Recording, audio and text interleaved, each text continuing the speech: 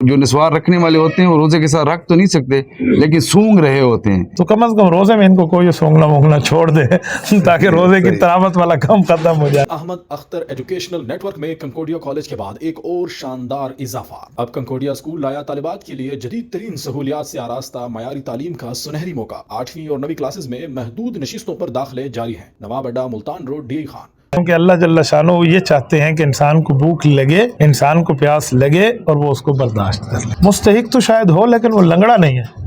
मैंने पूछा क्या मतलब? कहते ज़कात तो लंगड़े पर लगती है, अंधे पर लगती है। मैंने कहा ले हो यार, तेरी ज़कात लेने के लिए अगले को लंगड़ा अंधा होना पड़ेगा। माह रमज़ान का दूसरा अशरा शुरू हो चुका है। क्या अहकामात दिए गए हैं कि कौन कौन सी इबादत करें और इनामात और अनवारात रोज़ेदार के लिए क्या? नबी पाक सल्लल्लाहु अलैहि वसल्लम ने इरशाद फरमाया, जो दूसरे अशरे के मुतालिक लफ्ज़ के औसतुहु मग़फ़िरतुन, जो सबसे बेहतरीन वजीफ़ा सरकार रिसालत सल्लल्लाहु अलैहि वसल्लम की ज़ुबान अक़दस से आया है। देखें, फितराना और ज़कात ये दो अलग चीज़ें हैं। ज़कात का एक निसाब है और फितराने का निसाब उससे अलग है। अब फितराना हर मुसलमान पे है। कोई ये नहीं कह सकता कि जी मैंने तो रोजे रखे हैं, फितराना क्यों है? फिर रोजे ना रखने वाले पे फिदिया है तो फिर उसको ज़कात देंगे, चाहे उसका घर अपना हो, चाहे उसकी जॉब हो, चाहे उसके पास बाइक हो। मैं मिसाल देता हूँ, चाहे उसके पास अपनी गाड़ी हो। बिस्मिल्लाहिर्रहमानिर्रहीम। मैं हूँ मोहम्मद रिजवान। नाज़रीन, रमज़ान मुबारक का दूसरा अशरा और एक दफ़ा फिर हम मारूफ और मजहबी स्कॉलर मुफ्ती अब्दुल वाहिद कुरैशी साहब के साथ मस्जिद में मौजूद हैं।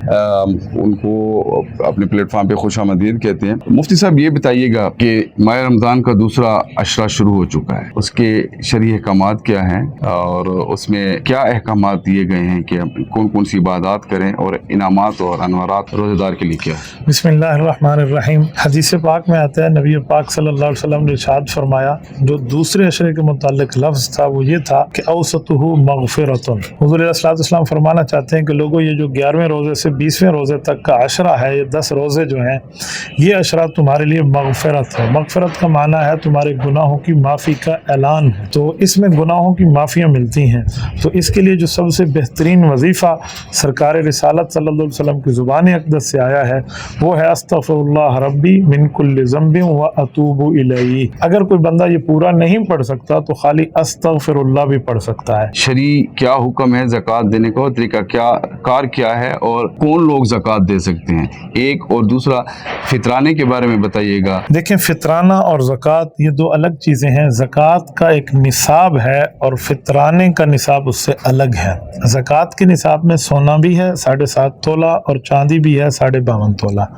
किसी के पास सिर्फ सोना है, न पैसे हैं, न माल तिजारत है, न चांदी है, तो जब तक 7.5 तोला पे न पहुंचेगा ज़कात नहीं है, चाहे 10 साल गुजर जाए। किसी के पास सोना भी नहीं है, पैसे भी नहीं है, सिर्फ चांदी है, तो जब तक 52.5 तोला के फिगर को क्रॉस नहीं करेगा तब जाकर उस पर ज़कात नहीं है। इसी तरह किसी के पास सोना और चांदी दोनों मिलाकर है तो फिर ये नहीं देखा जाएगा कि इतना इतना है, फिर ये देखा जाएगा कि अब चांदी के बराबर इनके पैसे बनते हैं नहीं बनते। दोनों मिले हुए हों तो फिर चांदी के निसाब का एतबार है। इसी तरह किसी के पास सोना चांदी नहीं है पर माल तिजारत है तो फिर भी चांदी के वजन का एतबार देखा जाएगा कि उतनी माल तिजारत से कम है चांदी के वजन से, 52.5 तोले के वजन से ज़कात नहीं है, इससे ज़ायद है तो ज़कात है।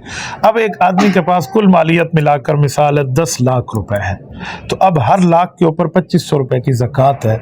लेकिन एक सवाल है कि इस आदमी पे कर्ज है या नहीं है। अगर इसने कोई कर्जा देना है तो कर्जे को मिनहा करेंगे। मिनहा का मतलब एक आदमी पर 5 लाख रुपए कर्जा है, 10 लाख का ये मालिक है तो ये 5 लाख की ज़कात देगा, 10 लाख की ज़कात नहीं देगा। 5 लाख कर्जे में निकल जाएगा क्योंकि इसने कर्ज देना है। अब इसकी उलट सूरत देखें, इसने कर्ज लेना है, इसके पास 5 लाख अपने हैं और 5 लाख का कर्ज लेना है, अब ये 10 लाख की ज़कात देगा। 5 लाख इसने लेना है, लेकिन इसमें भी एक शर्त है कि माल ज़िमार ना हो। माल ज़िमार कहते हैं वो माल जो आदमी खा गया हो और इस बेचारे को लेने की उम्मीद ही ना हो, फिर तो ज़कात नहीं देगा। लेकिन इसे उम्मीद है आज नहीं तो कल, कल नहीं तो महीने बाद ये देगा ज़रूर, तो उसकी ज़कात ये बंदा अदा करेगा अगर इसने कर्जा किसी और को दिया हुआ। ये तो है ज़कात का मामला। ज़कात का कोई एक दिन बंदा मुकर्रर कर ले तो बहुत ही बेहतर होता है। उसी दिन में खुद देखता है कि आज मैं कितने पैसों का मालिक हूँ तो उतने पैसों की बंदा ज़कात देता है। ये नहीं कहता कि ये 1,000 या 10,000 या 20,000 तो 10 दिन पहले आया है, नहीं, उस दिन में जितने पैसों का मालिक है वो ज़कात देगा।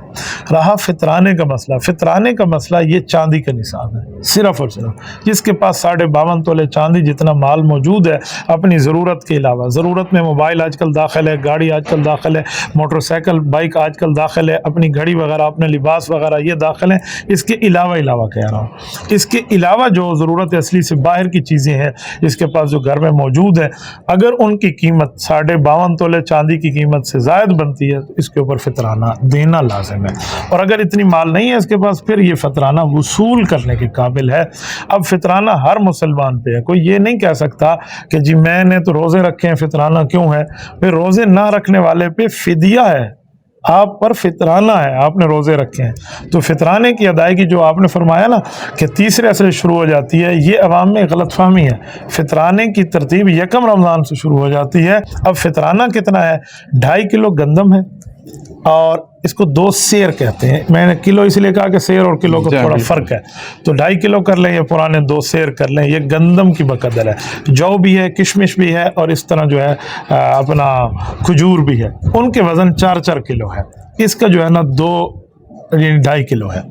اب ان کی بقدر دے یا اس کی بقدر دے, اب بندے کی حیثیت دیکھی جائے گی کہ یہ اگر لو لیول کا آدمی ہے تو پھر گندم کے حساب سے دے دے, جو آج کل میرے خیال میں 280 سے 300 روپے بن رہے ہیں 2.5 کلو گندم کے موجودہ 2024 کی ریٹ کے مطابق. لیکن جو کھجور ہے, کشمش ہے, اور جو ہے نا کیا کہتے ہیں جو ہے, اگر اس کے حساب سے بندہ دے گا تو وہ 400, 1500 اور 2400 کا ریٹ جا کے بنتا ہے, کیونکہ ان کا زیادہ ہے. اگر ایک بندے کے پاس حیثیت اس کے ریٹ کے مطابق دینے کی ہے تو پھر وہ چھوٹے ریٹ کے مطابق نہ دے, اپنی ہڈی پسلی کو دیکھ کے بڑے ریٹ کے مطابق ادا کرتے ہیں. حضرت یہ بتائیے گا مستحق کون ہے, زکوٰۃ کس کو دی جا سکتی ہے؟ بعض اوقات معاملات سامنے آ جاتے ہیں کہ اس کا گھر اپنا ہوتا ہے, اس کی دکان اپنی ہوتی ہے, لیکن کاروبار اس کا نہیں ہوتا ہے, اس کی انکم اتنی نہیں ہوتی. کیا ایسے شخص کو بھی زکوٰۃ دی جا سکتی ہے؟ جس شخص کے پاس 3 چیزوں کی سیونگ نہ ہو اس کے پاس زکوٰۃ دینا بالکل ٹھیک, اس کو زکوٰۃ دینا بالکل ٹھیک ہے. اس کے پاس سونا نہ ہو, چاندی نہ ہو, اور چاندی کے نصاب کے بقدر اس کے پاس سیونگ نہ ہو. سونا اور چاندی کاروبار میں نہیں, اپنی زیب و زینت کے لیے بھی اس نے رکھا ہے نا, تب بھی اس پر زکوٰۃ لازم ہے, کیونکہ سونا چاندی پہ سرکار دو عالم صلی اللہ علیہ وسلم کی نص آ گئی ہے, جس پر حضور نص فرما دے اس پر قیاس نہیں چلتا. مال تجارت کے لیے نص نہیں ہے تو اس کو اس کے بقدر ہم لے لیتے ہیں.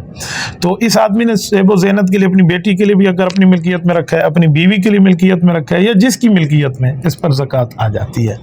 اور اسی طرح اس بندے کے اوپر اگر وہ ہے کیا نام ہے, اس کے پاس اتنا مال تجارت ہے تو یہ اس طرح اس کی زکوٰۃ کی ادائیگی کرے گا. یعنی ایسے بندے کو زکوٰۃ دی جا سکتی ہے؟ اچھا, جو بندہ زکوٰۃ لینے والا ہو نا, وہ دیکھیں گے اگر اتنے پیسے اس کے پاس نہیں ہیں تو پھر اس کو زکوٰۃ دیں گے, چاہے اس کا گھر اپنا ہو, چاہے اس کی جاب ہو, چاہے اس کے پاس بائک ہو.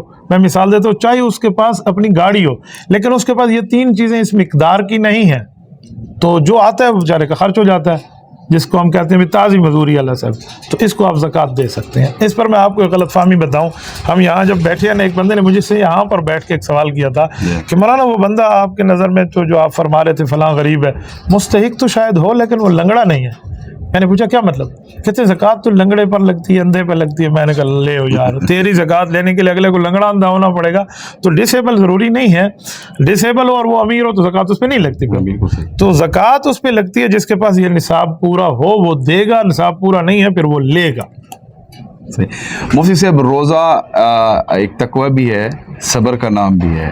بہت سے لوگ روزہ جب رکھتے ہیں, چاہے وہ نسوار رکھنے والے ہوتے ہیں یا سگریٹ پینے والے ہوتے ہیں, تو ان کو انتظار ہوتا ہے کہ گولا کب بجے گا. گولے بجنے کے بعد ان کا ایک اپنا گولا بج جاتا ہے. تو اس میں یہ دیکھا گیا ہے کہ جو نسوار رکھنے والے ہوتے ہیں وہ روزے کے ساتھ رکھ تو نہیں سکتے, لیکن سونگ رہے ہوتے ہیں کہ ایک مزہ لے رہے ہوتے ہیں کہ یار روزہ ابھی کھلے گا تو یہ جائے گی مکروہ کر کے بیٹھے ہیں یہ لوگ.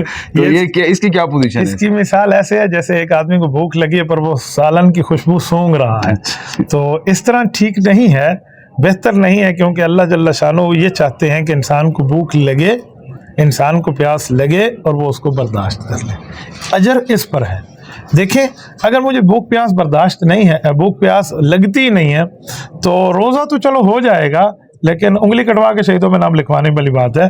حدیث میں ہے کہ مسلمان روزے دار کے منہ کی وہ اسمیل جو روزے کی وجہ سے پیدا ہوتی ہے وہ اللہ کو مشک سے زیادہ پسند ہے. بلکہ اس حد تک لکھا ہے مفسرین, امام رازی رحمۃ اللہ علیہ تفسیر کبیر میں لکھا ہے کہ موسیٰ علیہ السلام کو اللہ جل شانہ نے 30 دن کے لیے اعتکاف پہ بلایا تھا. تو اب تو رات دینے کی باری آئی تو اس وقت انہوں نے 30 دن بعد مسواک کر لیا. تو رب کریم نے فرمایا کہ فرشتے اس بو کو سونگنا چاہتے تھے کہ جو روزے کی وجہ سے پیدا ہوئی ہے, لہٰذا آپ 10 دن اور اعتکاف فرمائیں. یعنی ایک قول یہ بھی لکھا ہے. تو اللہ تو چاہتے ہیں کہ بھوک لگے تاکہ وہ پیدا ہو نا, ورنہ تو پیدا نہیں ہوگی. اور ہمارے حضرات نے زور لگایا ہوا نہیں ایسا کچھ نہ ہو, تو کم از کم روزے میں ان کو کوئی سونگنا مونگنا چھوڑ دے تاکہ روزے کی تلاوت والا کام ختم ہو جائے. ایک وظیفہ بتا دیں. تو نماز کے باہر نماز کے بعد 7 مرتبہ جو شخص قرآن کریم کی یہ آیت پڑھتا ہے, رب لا تذرنی فردا وانت خیر الوارثین, اس کو اللہ تعالیٰ اولاد نرینہ عطا فرماتے ہیں. اس کے علاوہ ہمارے نقشبندی حضرات میں سے بعض ہمارے جو شیوخان طریقت ہیں ان کا ایک بتایا ہوا نسخہ ہے جو انہوں نے مجھے بھی ایک دفعہ ہمارے شیخ مکرم حضرت خلیفہ محمد طیب غفاری دامت برکاتہ العالیہ نے مجھے ارشاد فرمایا. وہ فرمانے لگے کہ اولاد کے لیے بہترین وظیفہ یہ ہے کہ جس وقت آپ نماز میں بالکل آخری اتحیات میں بیٹھتے ہیں, چاہے آپ کے فرض ہیں, چاہے آپ سنت پڑھ رہے ہیں, نفل پڑھ رہے ہیں, واجب پڑھ رہے ہیں, کوئی سی نماز ہے آپ کی, آپ بالکل ادھر بیٹھے ہیں بالکل آخر میں, چاہے آپ جماعت سے پڑھ رہے ہیں یا الگ پڑھ رہے ہیں. جس وقت آپ سلام پھیرنے لگیں گے تو آپ یوم یقوم الحساب پڑھ کے سلام پھیریں گے نا. تو جب بھی جلنی ختم ہو, یوم یقوم الحساب کا اینڈ ہو, سلام سے پہلے آپ ایک دفعہ کم از کم زیادہ جتنا آپ کی مرضی ہو قرآن کی آیت پڑھ لیں, رب حبلی من الصالحین. یہ نبی پاک نے مانگا تھا اللہ جل شانہ کہ اللہ مجھے نیک بیٹا عطا فرما, حضرت ابراہیم علیہ السلام نے. تو یہ لفظ مانگ لیں رب حبلی من الصالحین, تو اللہ اولاد عطا فرمائے گا. حضرت لیلۃ القدر یکم رمضان سے جو طاق راتیں آتی ہیں وہیں سے بندہ تلاش کرے, یا بعض اوقات یہ ہوتا ہے کہ 20 روزے کے بعد جو طاق راتیں شروع ہو جاتی ہیں پھر لوگ کہتے ہیں کہ ابھی لیلۃ القدر کو آپ تلاش کریں, اس کے لیے عبادت کریں, تو اس کا کیا شرعی حکم ہے؟ حدیث پاک کے مطابق آخری عشرہ کی راتیں ہیں, پہلے 2 عشروں میں نہیں ہے لیلۃ القدر. لیلۃ القدر خیر من الف شہر, 1000 مہینے کی عبادت سے زیادہ بہتر ہے. یہ 84 سال بنتے ہیں, گویا 84 سال کی عبادت سے زیادہ بہتر اس ایک رات کی عبادت ہے. یہ لیلۃ القدر ہے, یہ آخری راتیں ہیں آخری عشرے کی, اور یہ بھی طاق راتیں ہیں. اسی لیے تو اعتکاف والے بیٹھتے ہیں کہ اعتکاف والے کو لیلۃ القدر کی تلاش ہوتی ہے. بلکہ اعتکاف والے کے لیے تو اللہ اتنا مہربان ہے کہ اگر اس کو لیلۃ القدر محسوس نہ بھی ہوئی پھر بھی آ کر بیٹھ گیا تو لیلۃ القدر پانے والوں میں شمار ہوگا. تو اعتکاف کا تو بہت بڑا اجر ہے. اور اس پر بھی میں ایک جملہ عرض کر دوں کہ ایونٹ اور آرٹ کا مسئلہ نہیں ہے کہ ایونٹ ہے اور آرٹ ہے, ایونٹ یہ کیا نام ہے, کیا کہتے ہیں, جفت اور طاق کا مسئلہ ہے. ہم سمجھتے ہیں 21, 23, 25, 27, 29 یہ جو ہے نا طاق ہے, عام طور پہ تو یہی ہے. لیکن تب جب مہینہ 30 دنوں کا ہو, اور اگر مہینہ ہو 29 دن کا, تو پھر حضرت شیخ زکریا رحمۃ اللہ نے بعض علماء کے قول سے فضائل اعمال میں لکھا پھر طاق کی ترتیب تبدیل ہو جاتی ہے. پھر ہو جاتے ہیں 22, 24, 26, 28 اور وہ 20 والا شروع. تو اب آپ کا سوال ہوگا کہ مقصد کیسے پتہ چلے گا کہ ہم اس رات کی عبادت کریں اس رات کی؟ تو اس کا معنی ہے پوری 10 راتیں عبادت کریں. ہمیں نہیں پتہ مہینہ 30 کا ہے یا 29 کا ہے, تو ہر رات جاگ کر گزاریں. ایک رات میں 84 سال کی ثواب مل جائے تو آپ مجھے بتائیں, ایک جگہ میں 1 روپیہ مل رہا ہو, ایک جگہ میں 84 سال کے برابر کا روپیہ مل رہا ہو, تو لوگ وہاں, آپ لوگ سعودیہ جاتے ہیں کیوں؟ ایک کے بدلے میں 75 روپیہ مل رہے ہیں. تو بھائی نماز کے لیے ہم گھر میں پڑھ لیتے ہیں, ایک کے بدلے میں 1 ہے, یہاں 1 کے بدلے میں 27 ہے مسجد میں, تو ادھر آ جائیں. خابۃ اللہ میں 1 کے بدلے لاکھ ہے, مسجد نبوی اور مسجد اقصیٰ میں 1 کے بدلے 50,000 ہے. تو یہ شریعت نے بعض جگہ وقتوں کے ساتھ, بعض جگہ جگہوں کے ساتھ اس کو ثواب کو بڑھایا ہے. تو لیلۃ القدر کا ثواب بھی ایسے ہے, آخری عشر میں اس کو تلاش کرنا چاہیے اور اللہ جل شانہ سے مانگنا چاہیے. چلیں ناظرین, مفتی صاحب کا بہت بہت شکریہ, انہوں نے ہمیں وقت دیا. ہماری کوشش تھی کہ جو عشرہ دوسرا رمضان مبارک ہے اس کے حوالے سے, فطرانے کے حوالے سے اور زکوٰۃ کے شرعی احکامات کے حوالے سے ہم ان کا پوائنٹ آف ویو, انہوں نے تفصیلی روشنی ڈالی اس کے اوپر اور آپ کے سامنے ان کو بیان بھی کیا. ہمارا یہ سلسلہ جاری رہے گا انشاءاللہ. اجازت دیجیے, اللہ حافظ.